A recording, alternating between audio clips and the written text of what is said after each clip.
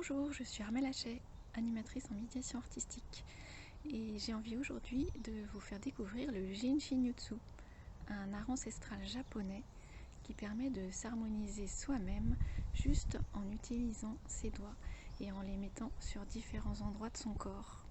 Donc en Jinshin-Jutsu, il y a des pratiques très simples qui permettent d'harmoniser son corps, ses émotions, son mental. Et comme vous suivez le projet Graines de Joie, j'ai imaginé que vous pouviez avoir des jeunes enfants et donc je vous propose une pratique qui peut être faite par votre enfant s'il se plaint de maux de ventre. Donc s'il se plaint de maux de ventre, vous pouvez proposer à votre enfant de mettre sa main droite sur le sommet de sa tête et sa main gauche au niveau de son ventre. En Jinshin-Jutsu, le toucher doit être un toucher bienveillant, doux. On ne doit pas masser ni appuyer.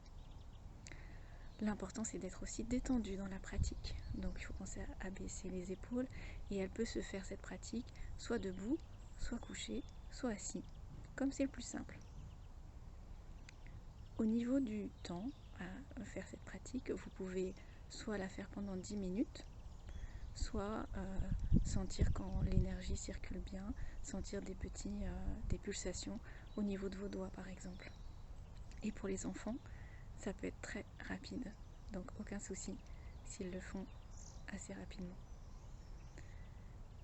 Voilà, donc cette pratique et bien d'autres pratiques toutes simples à faire pratiquer par vos enfants directement se trouvent dans un livre qui s'appelle La joie au bout des doigts, donc écrit par Marie Burmeister, qui est la personne qui a ramené le Jinshin-Jutsu aux États-Unis.